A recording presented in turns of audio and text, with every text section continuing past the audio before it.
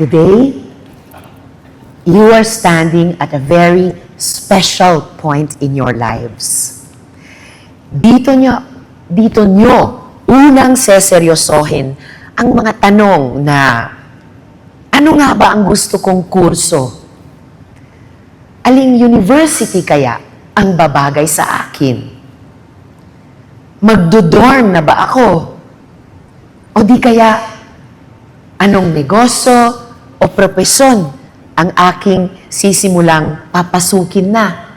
Kasi saan ba talaga ako magaling? And I know, hindi madali ang mga pinagdaanan nyo.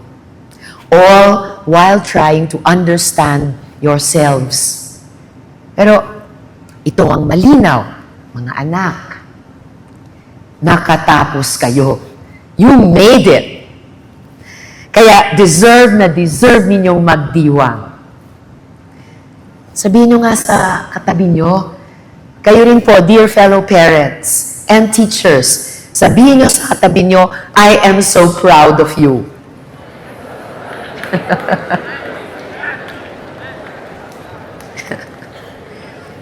Ayun. Kasi, bilang mama, alam kong hindi lang estudyante ang napapagod sa senior high. Pag puyat kayo, minsan o madalas, puyatin ang parents nyo. Minsan, kabado rin sina lolo at lola kapag grading period. Congratulations din po sa inyo. Naitawid natin. Palakpakan po natin sila.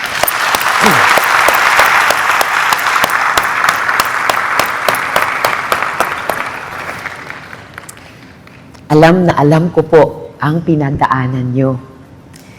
Tulad ng ilan sa inyo, naging scholar ako sa pag-aaral at naging working student. Biro ko pa nga noon, baka nung panahon na nagkakilala pala kami ni Pres Ermita, biro ko noon child laborer ako. Kasi naranasan ko pong mag-audition bilang voice talent. Mag-audition para mag-host sa mga programa. Mag-audition para sa teatro at musika. At yung mga yon, para yung allowance ko nung nasa late grade school hanggang high school. At hanggang college pa. Dahil panganay din ako sa 6 naming magkakapatid, naranasan ko rin umutang sa mga kasama ko sa student council para dugtungan naman yung allowance ng aking mga nakababatang kapatid. Hanggang kaming pong lahat ay nakapagtapos din. At hanggang pa, nung naging solo mom ako, nung 4 na anak na sinabi sa inyo ang pangalan ni Sir Laurel kanina, dahil mag-isa na lang akong magulang na kailangang magtawid din ng kanilang 4 na magkakahiwalay, katangi-tanging mga pangarap sa buhay.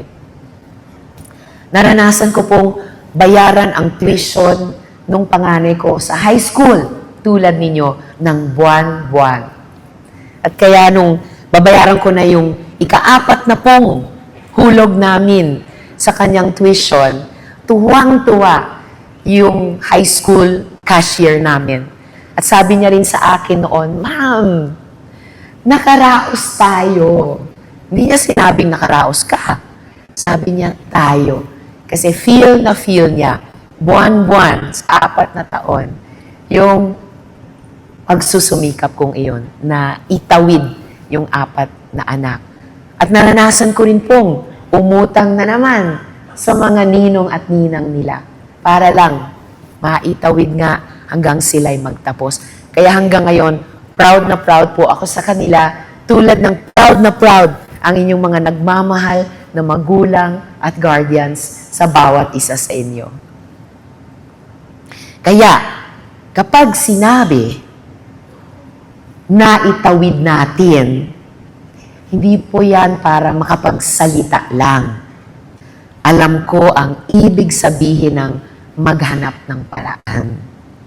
Kaya ngayong araw, batch, makabayan, Gagraduate kayo, hindi lang dahil marami kayong natutunan. Gagraduate rin kayo na may bagong husay at pagkatao. Baon nyo yan na tatak NU Dasmariñas. And that's why yes, palakpan po natin kayo.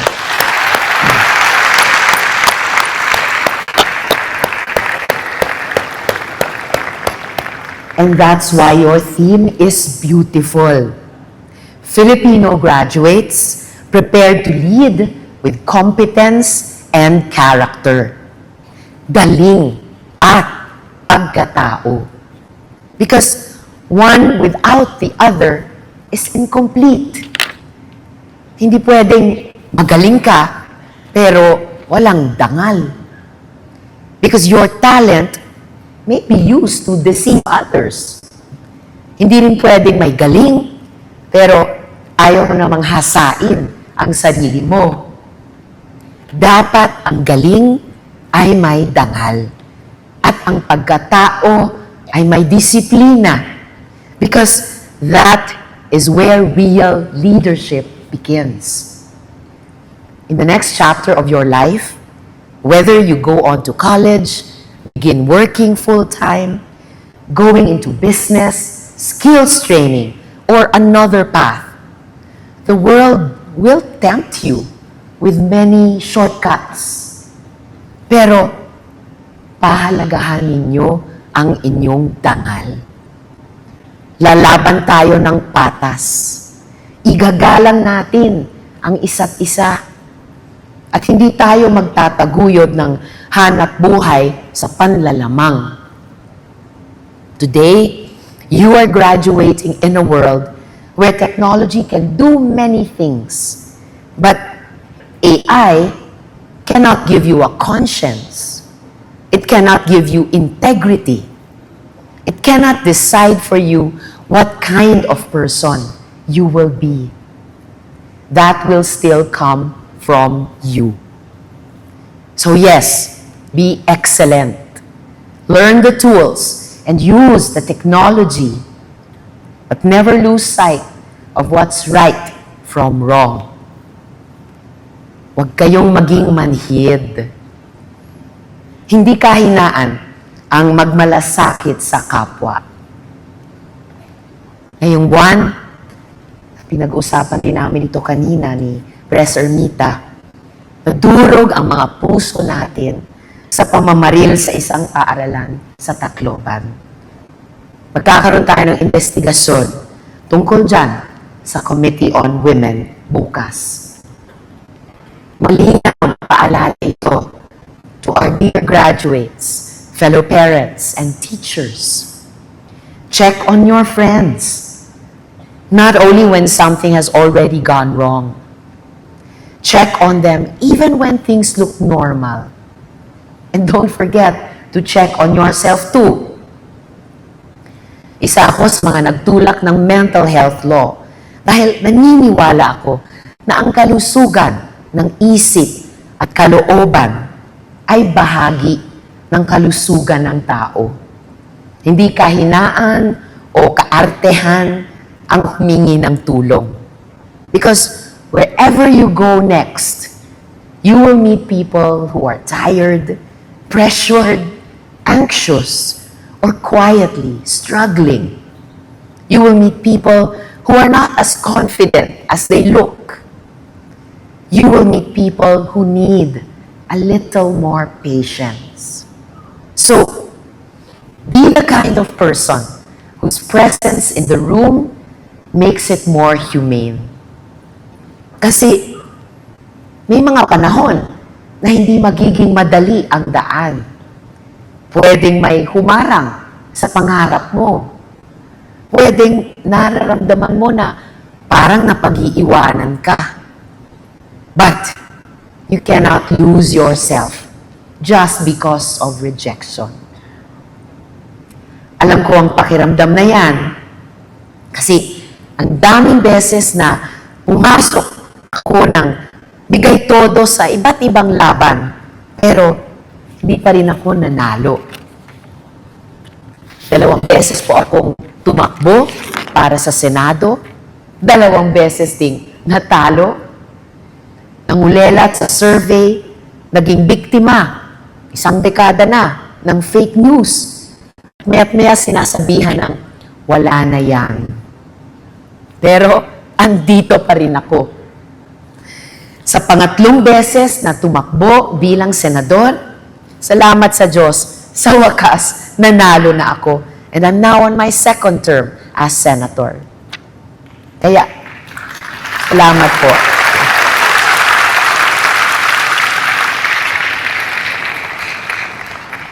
Kaya gusto kong sabihin sa inyo, kapag hindi agad natuloy ang una niyong plano, hindi ibig sabihin tapos na ang pangarap. If your first plan changes, don't panic. For sure, may iba pang pintong magbubukas. Minsan, inihahanda lang tayo ng buhay para sa trabahong mas para sa atin. At panghuli, dear graduates, wherever you go, please remember where you came from. Huwag ninyong kalimutan ang inyong pinanggalingan. Alalahanin nyo ang komunidad na nagbigay sa inyo ng tahanan at lakas ng loob. Andito ang marami sa kanila ngayon. Sila yung mga nagmahal sa inyo, mga naniwala sa inyo, at mga tumulong para makarating kayo rito. Kapag umangat kayo, huwag niyo silang iiwan. Dahil pag sinasabi mong makabayan ako, hindi lang yan mapa, minamahal na watawat, at mga kaganapan sa libro. Ang bayan ay buhay na buhay dahil sa mga taong nakapaligid sa atin. Kaya kung mahal natin ang bayan at mahal natin siya, alagaan natin ang ating kapwa. Mga anak, alam natin, hindi perpekto ang Pilipinas, pero atin ito. At ang tunay na makabayan, hindi tumatalikod kapag may kailangang ayusin. Ang tunay na makabayan, tumutulong na mapagaan at magtayo muli para sa ikabubuti ng lahat. Batch Makabayan, marami pa kayong matutuklasan. Marami pa kayong susubukan. Marami pang magiging person ang mga sarili ninyo. Pero sana, sa anumang person, mananatili kayong may dangal, may tapang, at may pagmamahal sa kapwa. Congratulations, graduates! Mabuhay ang NU Dasmariñas, mabuhay ang Batch Makabayan, mabuhay ang kabataang Pilipino. Maraming salamat po.